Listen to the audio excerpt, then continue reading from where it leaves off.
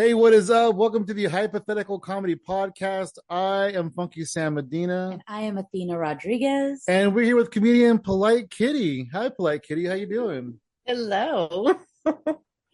So how's life out there in the Washington state?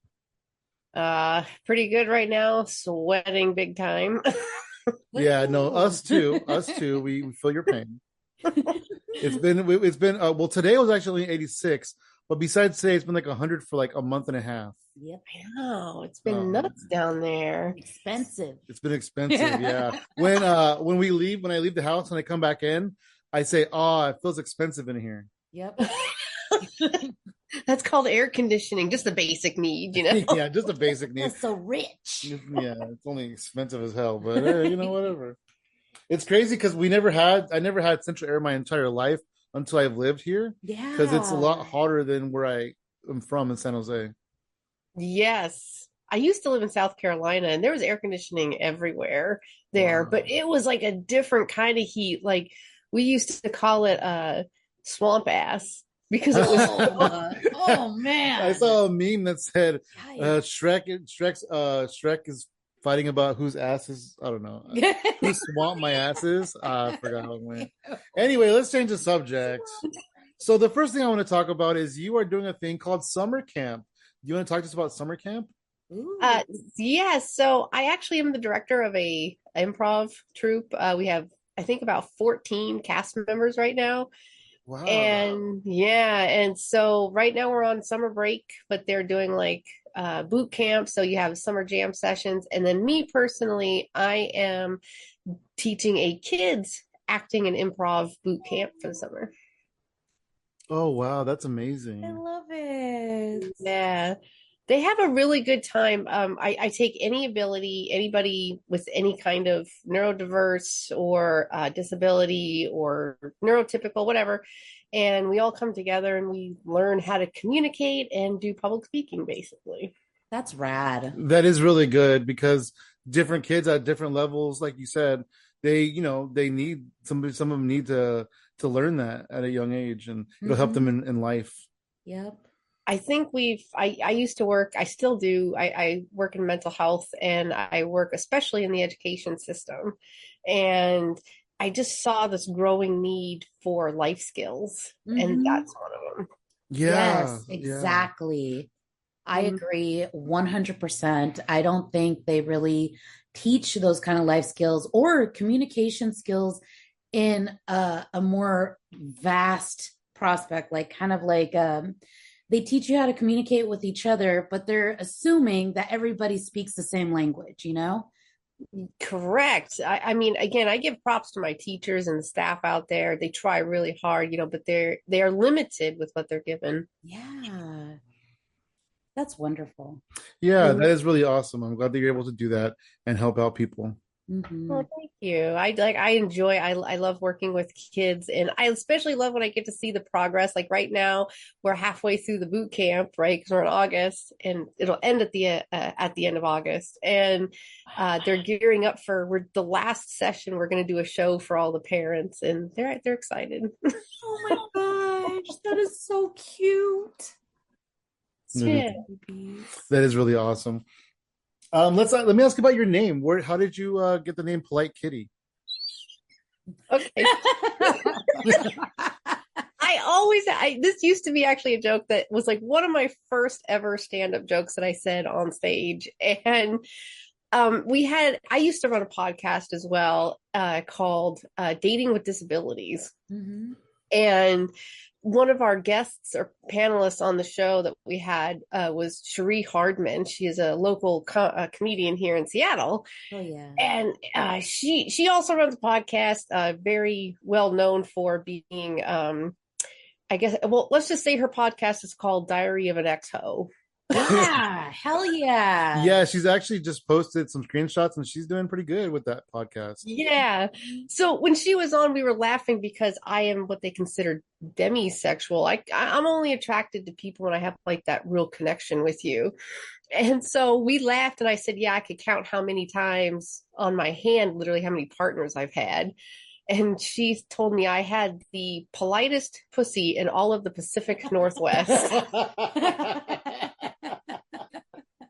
And I said, well, how am I going to edit that for air? Put in kitty, and then everyone just all started calling me polite kitty. Wow, what an origin story. I love that. Mm-hmm. Well, and plus I also have 6 cats too, so that nice. Are they polite? No. Oh, okay. I thought our cat isn't polite either. So ironic. Yesterday, our cat was playing with Athena, and she hit her head Don't say it. really hard. It was the cat's own fault. She hit her head really hard, but she's been mad at her all day today. Oh no! She's been like kind of snub her a little bit. She's like, ugh, "You made me hit my head." Ugh. Cats are such jerks. I was so sad because okay, so I'm usually busy during the day. I walk around all the time. And she'd been begging me to play with her. So I finally went over and played with her. But while she was playing, she likes to be all dramatic and flail all over the place. And she moved like a blanket that was on the couch. And I guess it scared her that she moved it. And so she likes to dive under the coffee table. But the coffee table was moved. So she dove straight into the coffee table. Like it was like boom, like to the point where my kids came out of their rooms going, "What the hell was that?" Oh no. It was so hard. I was so sad. And then the rest of the day and today, she's been like, "Yeah, I don't want to talk to you." And I'm like, "It's not my fault. You did that." What you got to do is go out and give her a giftie by killing a bird or a mouse. Oh, that sounds very humane and practical. Yeah. I always love when we talk to our animals like they can understand us. I'm so sorry. Like, I don't care. Oh my gosh. Yeah. So so glad he brought that up again. Thank you. I do like your logo for Polite Kitty as well. I think you said that that's one of your favorite types of cats too. It is. It's a Manul. They look so grumpy. Yeah. That's why I love it. I gotta find out. I don't know what this kind of cat looks like. Oh my god. They live in, I love winter. Like one of my favorite seasons is winter. They live in snow. They're super furry, just big fluff balls. They keep to themselves. They don't want anything to do with anything unless they're like hungry or absolutely want attention. It's like, this describes me. I'm it. Oh, wow. That looks like I don't even know what that looks like. That's crazy. Oh, dang. They do look very upset. That's the least polite kitty you could have found. Right. It goes on my OnlyFans page. Wow. I love it. So you said, was it South Carolina you said you're from? No, my ex-husband was military. Oh, you were there for a while. Yeah. Where do you begin? Where are you from? So ironically, I was born and raised in Seattle. Oh, okay. Yeah. Nice. Met my ex-husband here. He was stationed here at Navy. And then we just ended up moving around. And then I fell in love with the East Coast. I love New York, Jersey. Definitely a Jersey girl at heart. So that's just where I call my home. That's cool. How long were you in Jersey? It was several years because I ended up finishing graduate school out there. What was it you loved about it? Yeah. Just the people, the atmosphere. I was very privileged. I lived near the beach. And so I went to the beach almost every day, and I met my best friends out there. I got divorced there. I mean, it was I just really like it. Let me tell you something. Just for any of your fans out there who are listening, Jersey is a fault state. So if your husband or your partner does anything that is not very kosher in a marriage, like, I don't know, lying or cheating on you, you are owed alimony. Oh, interesting. Yeah, just a tidbit of information for you guys. Good to looking for know. looking for a divorce. All right, so let's stay out of Jersey. I'm just kidding. We're not gonna get divorced. We're just gonna live in separate beds. Oh yeah, like Just the kidding. Dick Van Dyke Like the Show. Dick Van Dyke Show. That's all you can do in this economy anyway. So then what ended up bringing you back to the Seattle area when you're out in Jersey? My mom ended up getting really sick, and so she actually has lupus. And so I came out to live with her. We all lived together in one house, and we all kind Okay. of take care of each other. And then it's a good thing I did because it wasn't too much. It was only a few years later, and then she ended up needing a liver transplant. Wow. Oh wow. Hmm. Yeah, glad you were there to be able to take care of her and stuff. Yeah. Yeah. So I'm very, very grateful for that. Timing is wild. That's for sure. I did, and I actually have a story because what ended up being wilder out of all of this, if you don't mind me sharing, Not is at all. there's like a more elaborate story that I talk about with this, but in an ironic twist, you guys probably saw I did everything on live, Facebook Live. I kept everyone updated just to stay out of my messages and my DMs and things. I remember, yeah, I do remember that. Yeah.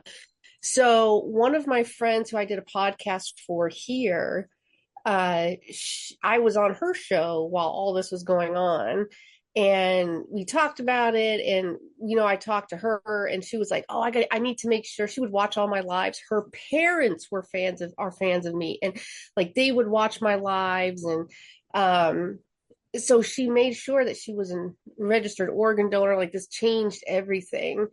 And then in February of this past year, she ended up having a very tragic accident in the bathroom and was declared brain dead. Oh my. wow. And I get chills talking about it. And she and for their family actually put up a Facebook Live for me so I could watch her last honor walk down to the OR before she died. That's And cool. 6 people ended up getting organs from her and lived and are now alive because of her. What a hero, man. That's what a hero. That's tragic, but also like beautiful. She saved so many people. Yeah. It was like a weird, ironic twist of fate that, she had watched all these lives and had been involved in the organ transplant for my mom. And then I got to see it from the other side, losing a friend. But she also saved lives. So it was very tragic. Wow. Yeah. But sorry also for your loss. Yeah, sorry for your loss because that's so sad. That's so sad. But then it is a little bit more heartwarming that she did save people. Mm-hmm. Yeah, and I wrote because I'm a storyteller, and I wrote a whole story about it and dedicated a whole show to her. That's beautiful. That's incredible. You're a good friend. Oh, thank you. Sorry, I'm so touched. That is so beautiful. Thank you. I mean, it's like I said, it's a very bittersweet, just a very random situation. And I think in this world, we're all tied to each other somehow, and we meet each other for a reason. And I'm so glad that we did. I love it. Truly. Mm. That's amazing. Yeah. A little more of an upbeat here. When did you discover stand-up comedy and start getting into that? I don't know why that felt like a weird transition. It was a weird transition. No.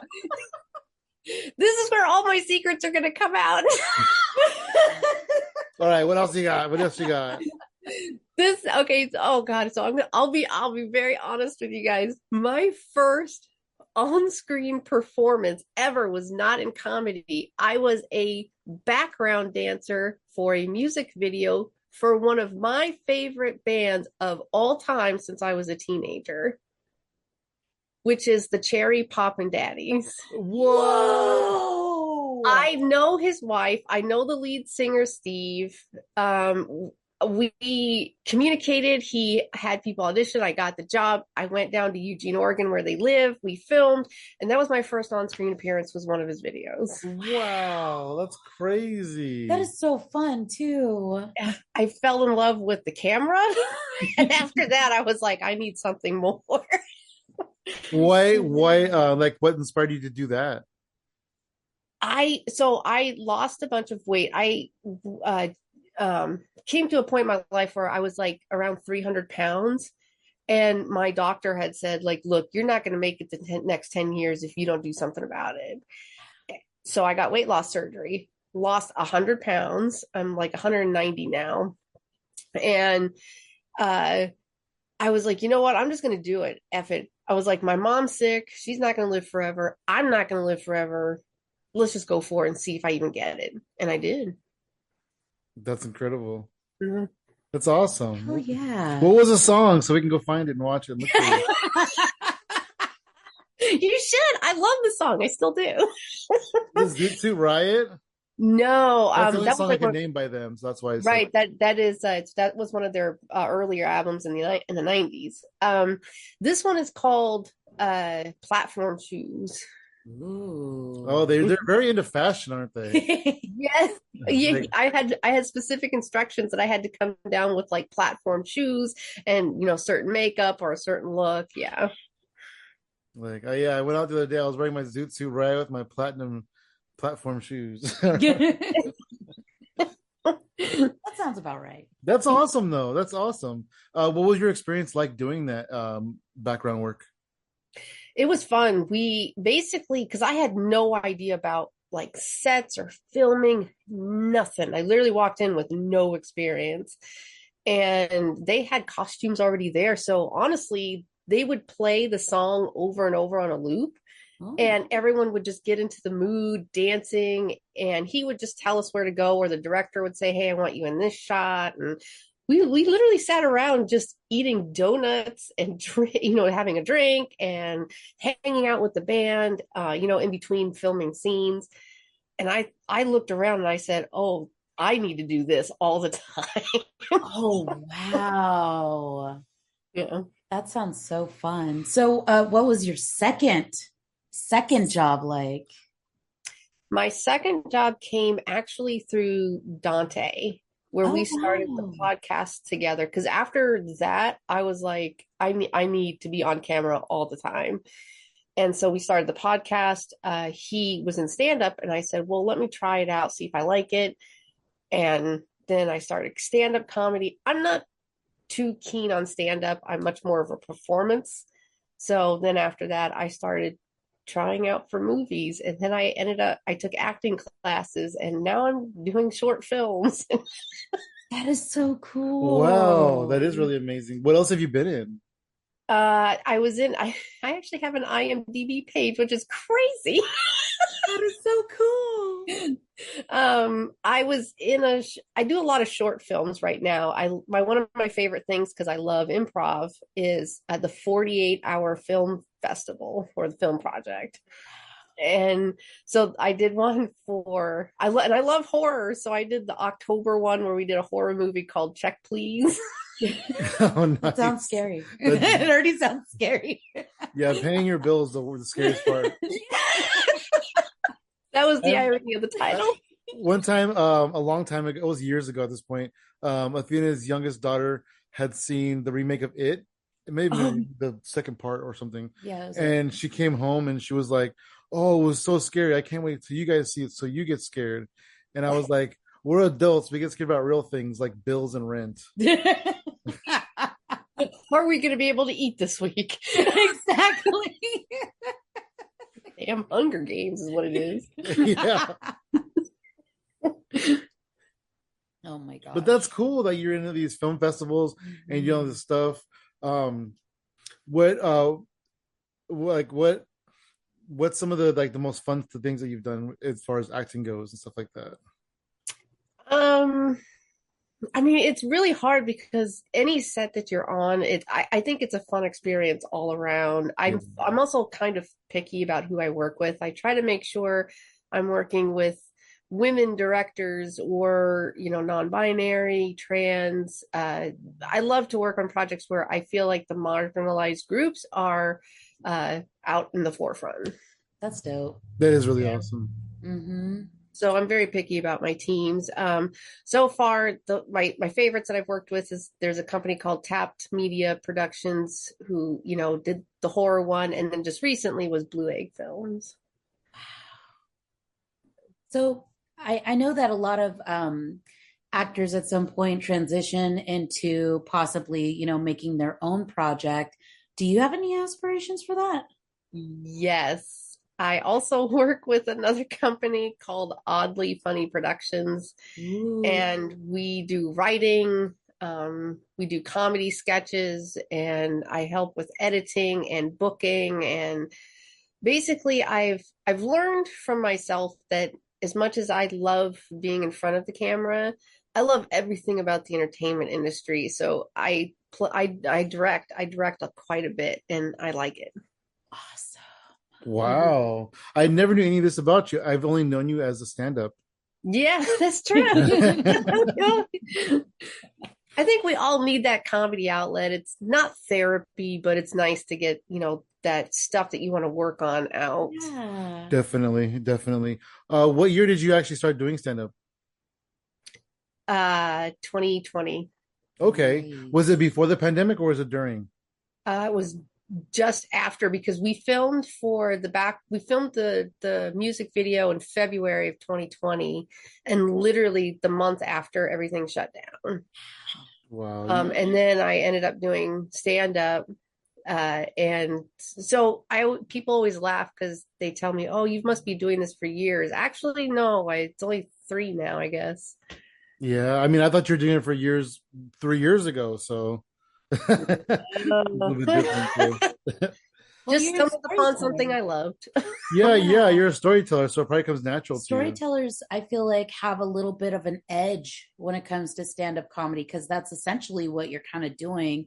You're telling the story of your experiences or observations and stuff. So that, I mean, that probably is why we feel like you have done it for quite some time already. And I didn't start doing storytelling until 2021. That's awesome. Wow. That's not something that I even started with. What was your acting career like when the pandemic hit? So it was challenging because I was new, and we have all these new rules now. And so basically, I'm not old school because I don't know what it's like to go into a room and audition in front of, many people and have people staring at you like you're kind of nutty or you don't belong there. My experiences have all been online. You audition online, you have self tapes, you have reels that you make. So I've learned to do a lot of it on my own. I don't have makeup artists, because again, I actually am the makeup artist. And so, yeah, it's all been through online. And then filming is actually when you get to be in person. That's exciting. That is exciting. Yeah, it's kind of nuts because I mean, I never, again, like during the pandemic, I thought this is going to go nowhere because everyone's online, but actually it ended up being really cool. Mm-hmm. I like the idea of you being able to pool all those resources together to create different things. And I especially love the fact that you are doing that like summer improv for the kids because now you're like bestowing what you've learned to these children. And then who knows where that information and that wisdom goes to. Like they could be teaching people that they, encounter in the future. And that's just like the most amazing trickle effect, in my opinion. I've always had the belief, again, because I work with these kids so much, and I will say that, my niche is definitely autism. Most of the kids I work with are neurodivergents, Mm-hmm. which is great for me because I understand it. But I've always said that kids or adults, humans across the board, need 2 things in life, which is confidence and a sense of purpose. Anything after that can be accomplished. That's wonderful. Wow, that's really incredible. I feel like I didn't have a sense of purpose until, in my well into my 20s or 30s even. Right? I mean, even kids can have a sense of purpose, whether it's, I did a really cool chore today and I did it by myself, or I walked to the mailbox by myself and I did it and I was able to open the mail or something. Those small sense of achievements in their life then builds their confidence, which hopefully transfers into adulthood. Hell yeah. Wow. How did you get into mental health? I actually worked as a clinical research scientist. That was my Wow. Yeah, that was my first like, career You must before have all of this. you must have gone to school for a very long time. I did. I basically I have one full master's degree in biomedical sciences. My second one, which was like I call it my concentration, was in psychology. And I took two of those, and took two, and then went to and did clinical research work, where I did data management and things for like drug trials for oncology and rheumatology. And then my son was diagnosed with autism. So was I. And then I said, nope, I need to go back into my psych roots and my mental health, and then became a counselor. And I Wow. worked for myself for many years. I still do. That's incredible because you changed your entire career so you could best help yourself and your son, and then Yeah. other people as well, but you would have the resources and the tools to help at home first. Yeah, that was my goal, was to get him set up, which I did. He was great. And then once he was good, I took all that and now I help other kids. And I also do parent coaching. I think an important piece that we miss is that, we leave the parents out, That and makes yeah, they, that makes total you know, sense. they need help too. They don't always understand, especially Hmm. if you have one parent who's neurotypical or non-autistic and you have one who is, it can be really hard to communicate with each other. Mm-hmm. Absolutely. And then if the parents are, neurotypical and the children aren't, or the child isn't, then they may not even know what to do or how to act, how to help the child, and then you can educate them in that way as well. Yeah, we go through a lot of that. So all my sessions every month generally include, with my pricing, I include parent coaching and everything. That's awesome. That is really cool. What was it like for you to branch off and work for yourself in this avenue instead of the biosciences where you were before? Oh my gosh. I'm not like everybody. I loved it. I hated having a desk that I had to go to, and I hated when people would tell me you can't listen to music at work, and there was just all these rules that I found arbitrary, that I didn't think I didn't belong. I was the oddball out, okay? I'll admit it, I was. And so when I moved into working for myself, it's still a lot of work. You have to think about paperwork and billing, especially insurance companies. But what I did find was that I had the freedom to like just take a day off if I wanted to. I could choose my own schedule, my own hours, and I didn't have that overwhelming sense of dread every Sunday trying to go to work on Monday. Oh yeah. Yeah. Hmm. Yeah, it's true now. Like I said, I've been doing this for, someone asked, I think it's 7 years now. So once I got all the templates, anyone out there listening who's trying to start a business, once you do that first, like I would say 3 years, and you get all of your templates done, a routine down, it's much easier after that. Yeah. So, you said that uh, you were diagnosed with autism. What age did? Well, I don't want to make you tell your age, but Well, like, actually, was it in adulthood that you were diagnosed? And Yes. what made you consider even checking if that was a possibility? I okay. remember I've just been the odd one out. And I started looking back at my childhood, and I was like, something was different here. Why can't I keep Mhm. friends? Why am I always the one who has a problem Yeah. in any social situation? So I did some work on my own and found out, and then I was self-diagnosed. So I was like, you know what, this is probably what it is.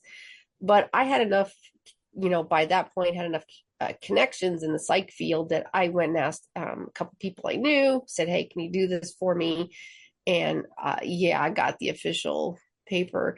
And then my son started to he started to do things that were just like me, where he's constantly looking at things spinning, he's visually looking.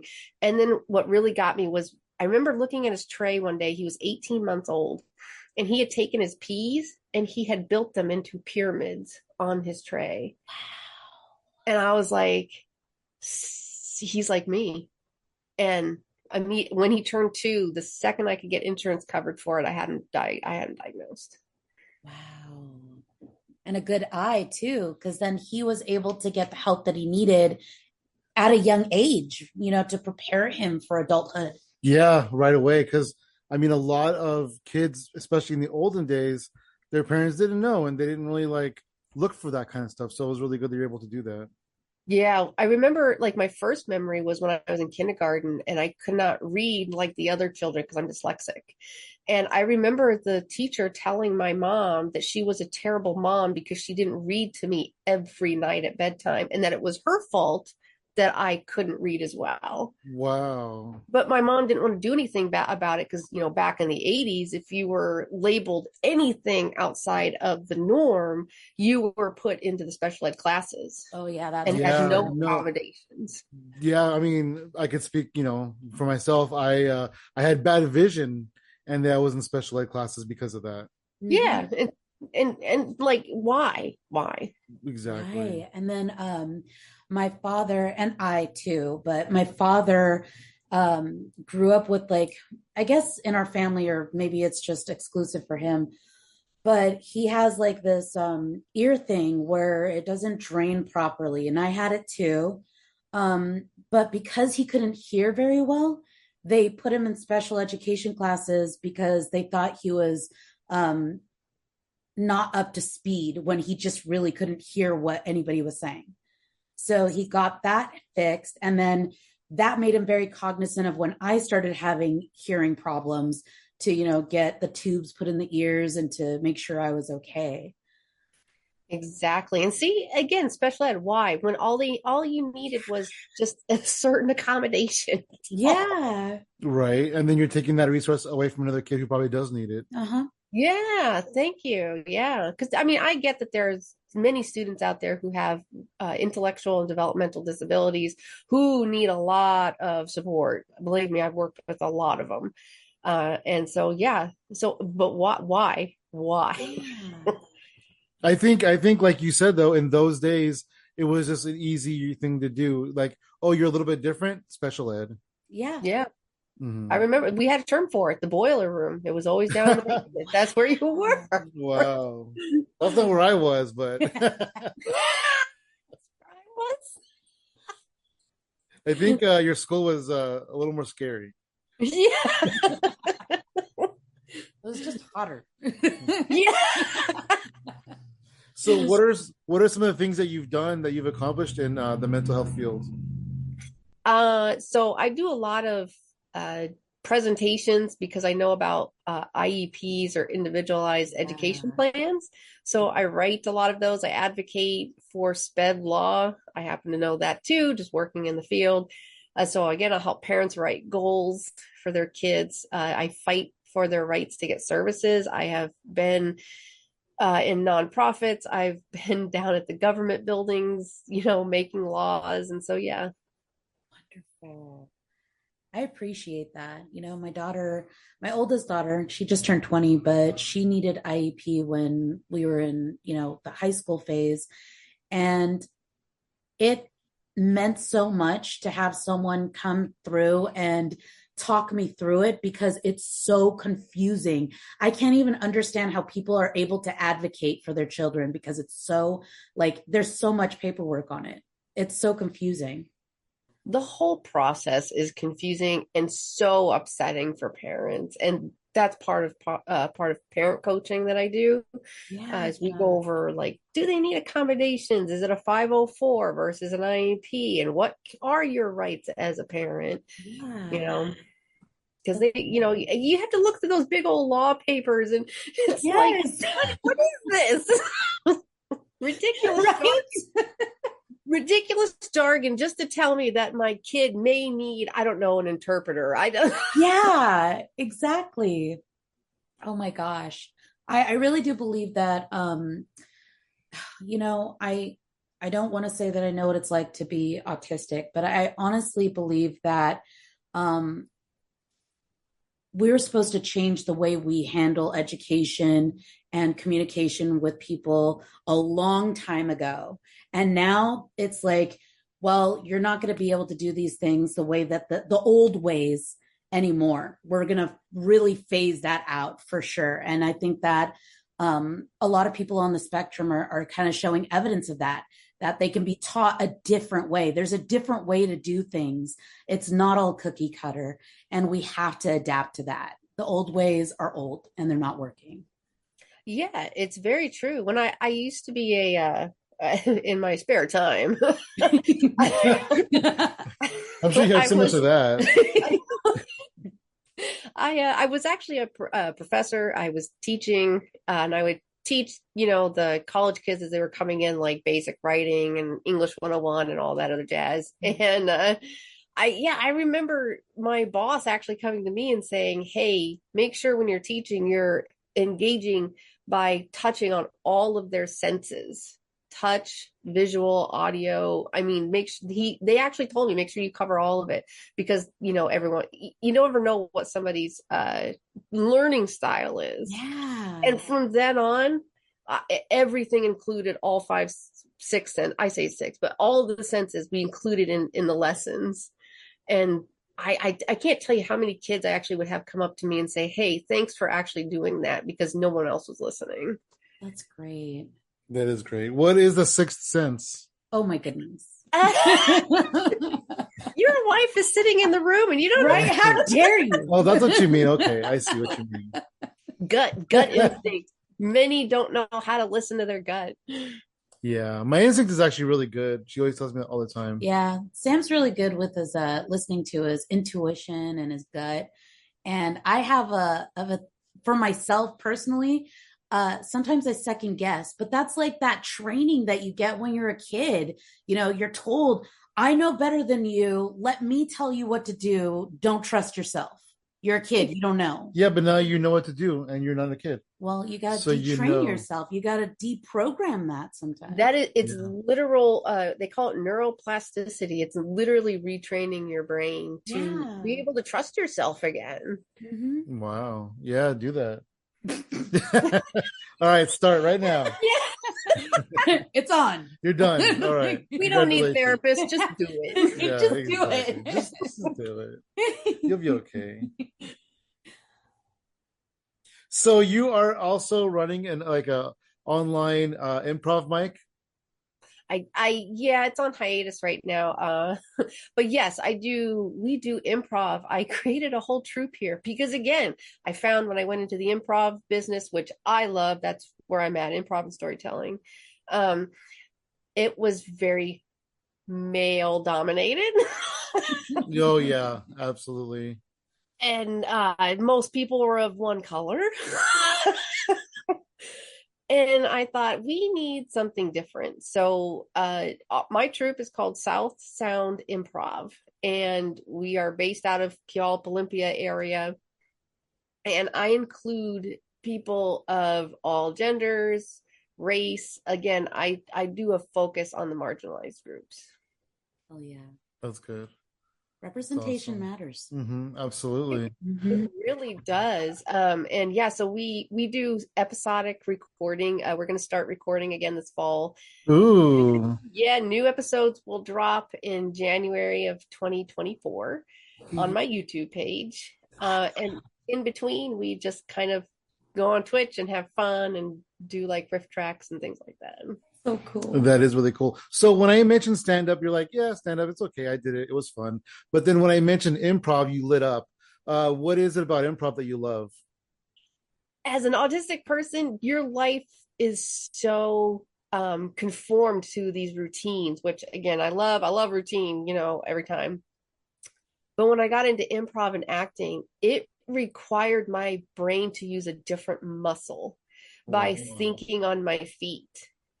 And I would have to come up with something right on the spot. And I knew that, hey, in an improv, you really can't get in trouble too much for what comes out of your mouth. As long as it's not like super like racist or some bigotry, like that, you can pretty much say what you want as long, it comes right out. And I love being able to drop that filter and just play. Yay. That's Yeah, awesome. it's like being 6 years old and just role playing. I don't Yeah, know. I like that. That's a good comparison. It's like, just uh, playing make believe in a way. Yeah, and anything goes, and whatever is handed to you, roll with it, baby. I like it. Yeah, yeah. I remember Athena used to run this mic where it was, you get a riff topic or you get like an improv character, Mhm. and it was just so much fun to watch these people go on a character they never even knew that they were going to get, Yeah. and they just ran with it and did so many fun things. I loved it. It was so fun. Actually, Athena, you were the inspiration for the open mic part of my improv. It is Oh, called really? This or That, and players have a choice to either choose a set list from me, which I will hand them where they have to riff off of it or tell a story or whatever, and where it's 4 to 5 prompts, or you can choose to play short form games with the rest of the teammates remaining. Oh, Wow, that's Yeah. wonderful. that is pretty awesome. I love it. Okay, so I know that you have all the background with, mental health and everything. Have you ever been like a consult for how to improve like an after school program in schools, or how to like I don't know how to say it, but like let's say there's an after school program and you would be a consult into how to make it accessible for other children or all the children, how to make it, um, I guess what I'm trying to say, how to make it improve to help them with their skills with communication, not just in like your improv show for them, but just in like different types of like maybe student centers or stuff like that. Like after school programs. Yeah. Yeah, I have worked one on one with some companies. So a little tidbit about me, because I am still an advocate. School districts tend to not like me as much.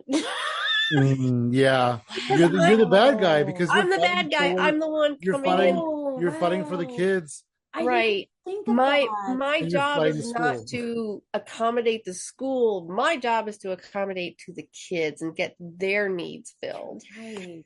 So usually I'm the bad guy coming in there and making demands and saying, hey, if you don't follow, it's going to go against the law, and then we have to sue you, which I've done Wow. before. Wow. What a It's perspective. called due process, just like any other court system. When polite kitty walks in the room, they're like, "Oh no." Yeah. Funny enough, I actually was in the room one time, and this one administrator stood up, literally screamed in my face, and said, "You're such a bitch," Wow, that is the all opposite because of I polite was kitty. asking for accommodations for a child. Wow. That is harassment. This is why Wow. stand up but doesn't bother me. I know how to handle hecklers. I've been called a bitch my entire life. Like apparently, wow. Yeah. This might be weird. I don't know if this is like something you could actually answer or not.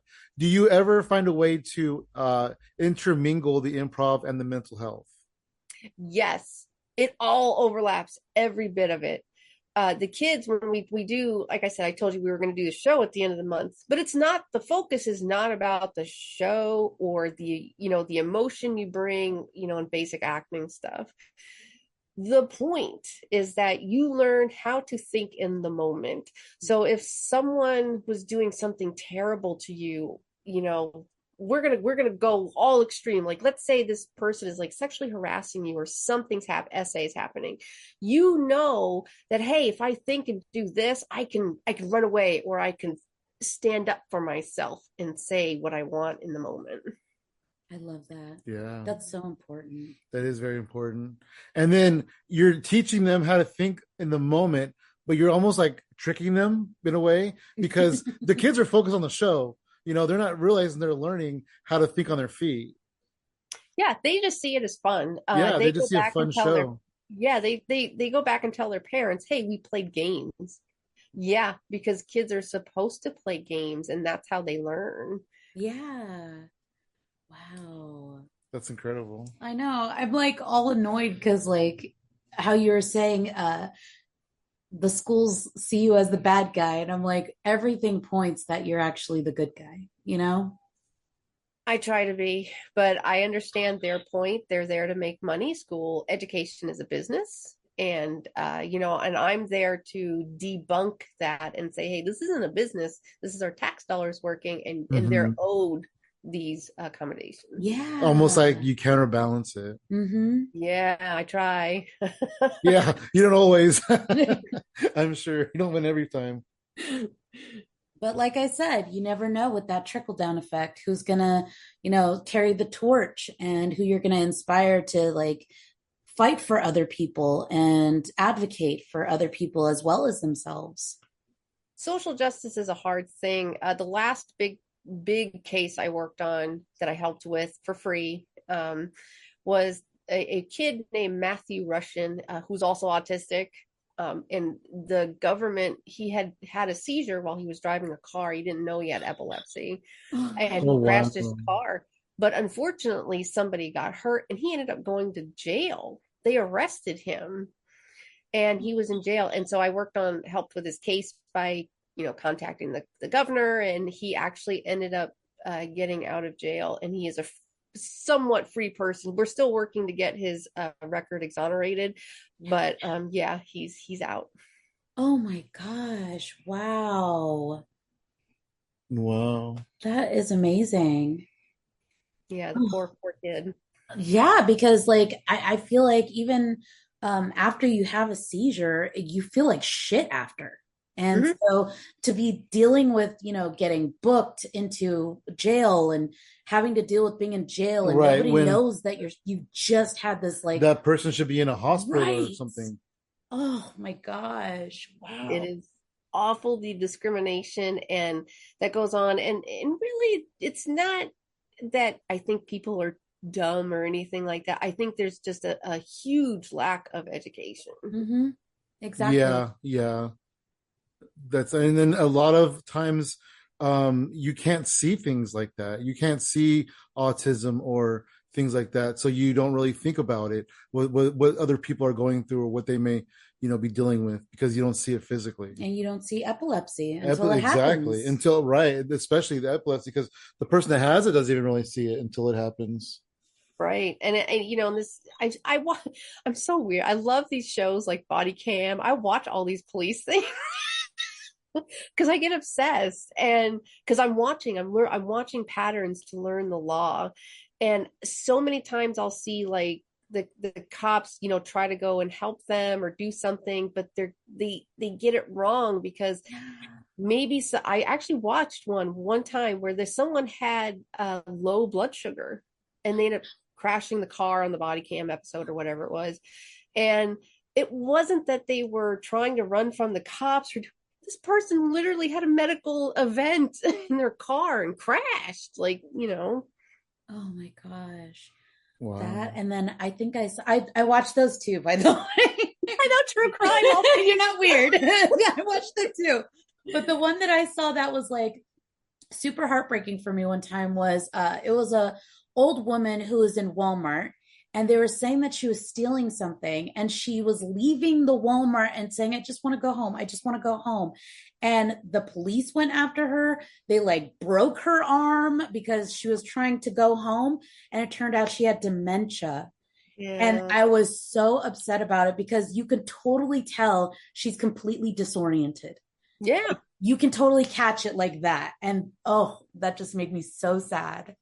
And not that I think cops should be responsible for all of that. I think the disconnect that we're having right now is that police should be in charge of enforcing safety. Like, just let them do police work. We should have a separate response team like they have here in Oregon and Colorado, where it's an emergency mental health crisis response team, where you have Oh, those wow. trained people who are like me, who are crisis responders in mental health, and they're the first ones on the scene, not the police. Mm-hmm. Wow, yeah, because you would know how to talk to them and just find out more information other than going in just knock them to the ground. Oh my God. Right. It's so freaking brutal. I feel like the police can approach a little more gently as well, though. Mm-hmm. They could, but but having that separate team, we have seen from the data that it allows police to just do police work, and then Yeah, mental health work. right. I mean, I'm sure there's a lot of times where those teams step in, the police aren't even necessary Right. Right. because they Right. can, de-escalate a situation. Or like when there's like been multiple videos where I've seen where they call the police to handle a unruly child at school. And Yes. they don't need the police for that. They put a child in handcuffs just because they're being, extra, so to speak. But it's like they're kind of like in crisis. You can tell Mhm. that these children are in crisis. They don't know how to deal with the influx of emotions. Things are happening around them. And it's like that is not a police thing. That is what you said, a crisis team. That's their territory. Yeah, I mean, having police there, just for safety reasons, going back to the safety, let them work on safety, Mhm. and then just supporting the mental health team Yes. as they're doing their job. Mm-hmm. And did you say there's only mental health crisis teams in 2 states? Those are the only two I know of, is Oregon and Colorado. I know that they are working on it here in Washington State. They are hiring, so hopefully it'll be rolled out pretty soon. I hope Yeah, that's so. something that we should have in every state. I never even knew that existed, to tell you the truth. Yeah. But it's brilliant. It is brilliant. Yeah. Yeah, we worked, lots of us mental health advocates worked real hard behind the scenes on that one too. I'm sure.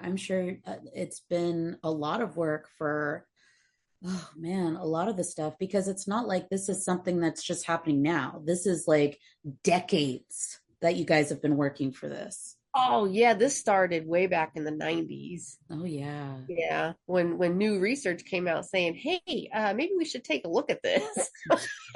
Exactly.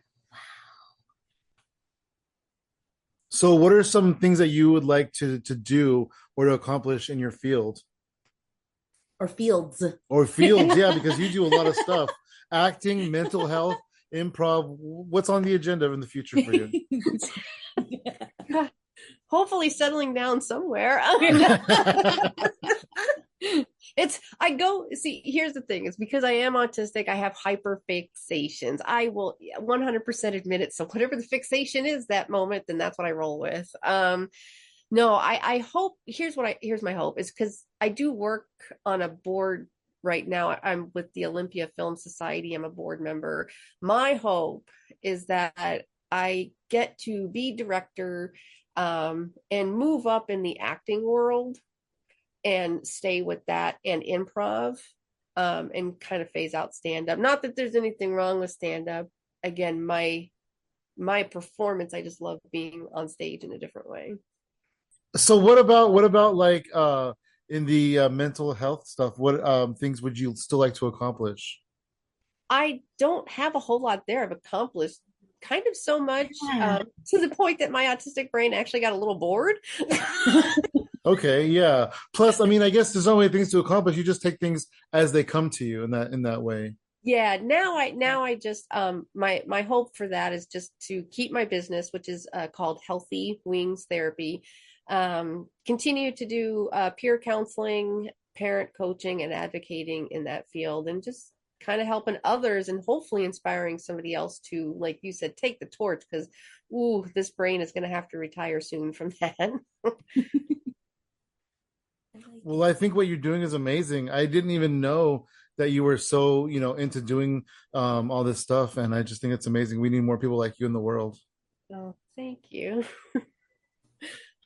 Absolutely. Hey, thanks for chatting with us. It's been super fun talking to you.